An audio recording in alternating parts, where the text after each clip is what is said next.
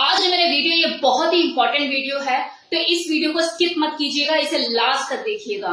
और अगर अभी आप बिजी हैं तो इस वीडियो को अभी बंद कर दीजिए, जब आपके पास खाली टाइम हो तब देखिएगा। मैं अपनी हर वीडियो की स्टार्टिंग इस तरह से नहीं करती हूँ, लेकिन अगर आज मैं इस वीडियो के लिए स्पेशली बोल रही हूँ कि आप इसे खाली टाइम में देखिएगा तो मतलब कुछ इंपॉर्टेंट है। आज का जो टॉपिक है वो है fantasy of incest. Fantasy of incest के ऊपर मैं आने पहले भी एक वीडियो बना चुकी हूँ।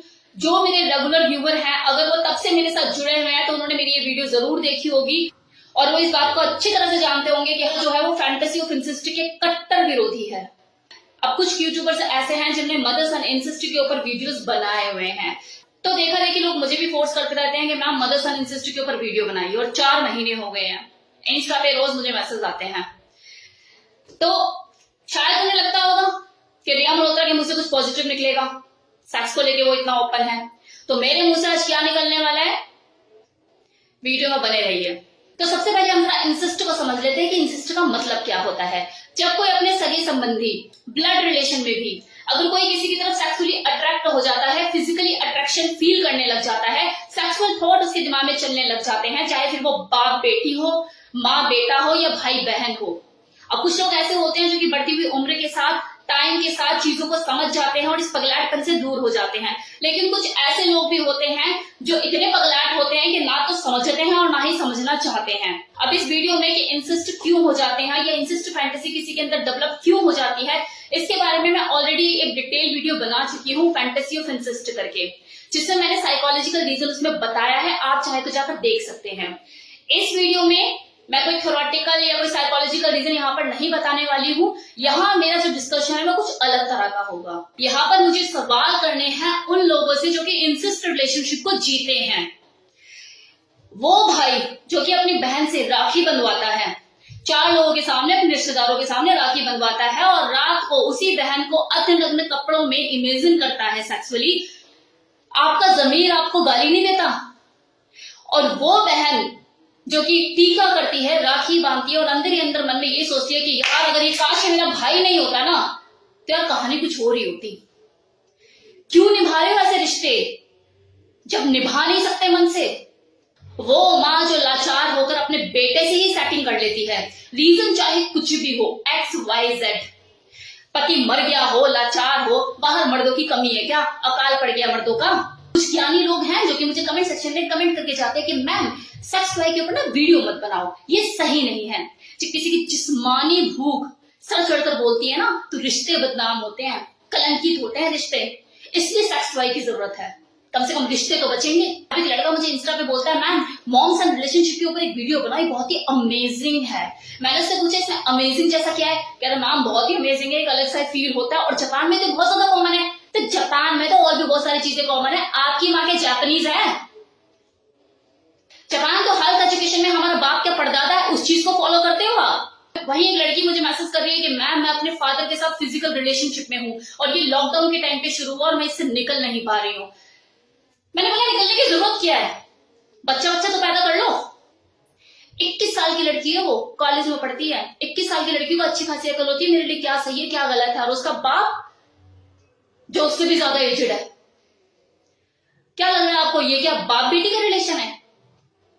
वो बाप उसका बाप नहीं है, वो एक आदमी है, और वो जो लड़की वो उसकी बेटी नहीं है, वो एक लड़की है। वो दोनों एक दूसरे में मेल फीमेल की रिक्वायरमेंट को पूरा कर रहे हैं और मुझे घिन आती है। वो अगली कहती है कि मैम मैंने इतनी मुश्किल से हिम्मत जुटा के आपसे अपनी बात को डिस्कस किया और मैंने सोचा कि आप कोई सोल्यूशन देंगे, लेकिन आप तो मुझे इस तरह से ट्रीट कर रहे हो। मतलब लोगों को ये लगता है कि रिया मल्होत्रा ओपनली सेक्स को लेके इस तरह से बातें करती है, सब चीजें करती है, तो उसे आल बला सब हजम है। तो मैं एक चीज बता दूं, मैंने हमेशा अपनी जिंदगी में वो काम किए जिसके लिए दुनिया इजाजत नहीं देती, जो दुनिया को गलत लगता है, लेकिन मैंने आज तक कभी वो काम नहीं किया जिसके लिए मेरा जमीर मुझे इजाजत नहीं देता। यार कोई तो रिश्ता छोड़ दो। मैं पूछती हूँ क्यों आप लोग अपनी जिंदगी नहीं जीते? क्यों अगर वाइफ के हिसाब से चीजें नहीं हो रही होती तो वो अंदर ही अंदर घुटती दबती रहती है, क्यों नहीं बोलती अपने हस्बैंड को? और चलो अगर हस्बैंड लाचार है, कोई चीजें नहीं कर सकता उस तरीके से, तो बाहर है ना ऑप्शन अवेलेबल, जी लो ना अपनी जिंदगी। क्यों अपने घर की खेती के फलने फूलने का इंतजार कर रहे हो? तब तो शर्म हया मार लेती है कि हाय ये क्या कहेगा वो क्या कहेगा। और जब अंदर ही अंदर बवाल जमा रहता है, एकदम से विस्फोट होता है, तो आजू बाजू कुछ दिखता ही नहीं है, अपने घर के बच्चों पे टूट पड़ते हैं। कभी सोचा है कि एक ही गोत्र में शादी करने के लिए मना क्यों किया जाता है? हमारे जो ऋषि मुनि हैं उन्होंने ये व्यवस्था की कि एक ही गोत्र में शादी नहीं की जाएगी। इसके पीछे रीजन पता है क्या है? कि अगर आप एक ही गोत्र में शादी करते हो तो विसंगति पैदा होगी, मानसिक और शारीरिक रोग लगेंगे। सिगमंड फ्राइड, कि बहुत बड़े थिंकर है, उन्होंने इस चीज को बोला है कि मनुष्य के जीवन में सबसे पहला काम वासना का भाव अपनी माँ के लिए आता है और हिंसा का भाव सबसे पहले अपने पिता के लिए आता है। और इसीलिए प्रतिबंध लगाया गया कि अपने जन्मदाता मतलब अपने पिता की हत्या ना करना और अपनी माँ के साथ विवाह ना करना। और यही एक इंसान का सबसे बड़ा नैतिक और धार्मिक नियम है जिसे उसे पालन करना चाहिए। और वो ये भी कहते हैं कि अगर कोई अपने ब्लड रिलेशन में शादी करता है तो उससे पैदा होने वाला बच्चा बीमारियों का घर होगा और उसका मानसिक संतुलन ठीक नहीं रहेगा। इसलिए जब कोई इंसेस्ट रिलेशनशिप में पड़ता है तो वो मेंटली डिस्टर्ब रहने लग जाता है। वो कुछ टाइम का एंजॉयमेंट होता है लेकिन बाद में वो यहाँ मेंटली डिस्टर्ब करता है उसे, और उसे अंदर अंदर गिल्ट भावना आने लगती है, उसका मानसिक संतुलन खराब हो जाता है। इंसेस्ट रिलेशनशिप के देखो दो रूप होते हैं। एक तो वो जिसमें दो लोग अपने म्यूचुअल कंसर्न के साथ अंडरस्टैंडिंग बना के फिजिकल रिलेशनशिप में घुस जाते हैं, जैसे मैंने वो बाप बेटी का एग्जांपल दिया। लेकिन एक वो भी होता है जिसमें कोई एक बंदा किसी से सेक्सुअली अट्रैक्ट होता है, उसके लिए इंसेस्ट फीलिंग रखता है, लेकिन वो दूसरा नहीं रखता, और वो अपनी काम वासना को अंजाम देने के लिए, अपनी हवस को पूरा करने के लिए उसके साथ माइंड गेम खेलता है, उसको प्लान करता है चीजों को ताकि उसका काम आसान हो सके। और ये दोनों ही चीजें सही नहीं है। पहला वाला जो मैंने एग्जांपल दिया जिसमें म्यूचुअल कंसर्न के साथ चीजें की जाती हैं वो एक बीमारी है, और जो दूसरा एग्जांपल मैंने आपको दिया वो एक सोची समझी साजिश है, एक क्राइम है। हमारे समाज में सेक्स को लेके भुखमरी छाई हुई है, इसलिए ये उल्टे सीधे काम होते हैं। Sex education in a right way बहुत जरूरी है, और ये सिर्फ अपकमिंग जनरेशन के लिए नहीं, हम जैसे लोगों के लिए भी और बूढ़ों के लिए भी, सबके लिए जरूरी है। जैसे खाना जरूरी है, पानी जरूरी है, सोना जरूरी है, इसी तरह से सेक्स एजुकेशन भी जरूरी है। वरना आने वाले टाइम में ना तो अपनी बेटी के लिए कोई जमाई ढूंढेगा और ना ही अपने बेटे के लिए कोई बहू ढूंढेगा। जरूरत ही नहीं होगी ना।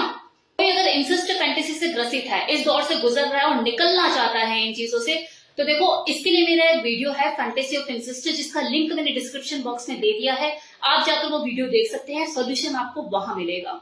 Thank you so much for watching this video. आज कुछ ऐसा कोई एंटरटेनमेंट टाइप चीजें नहीं थी वीडियो में। Thank you so much.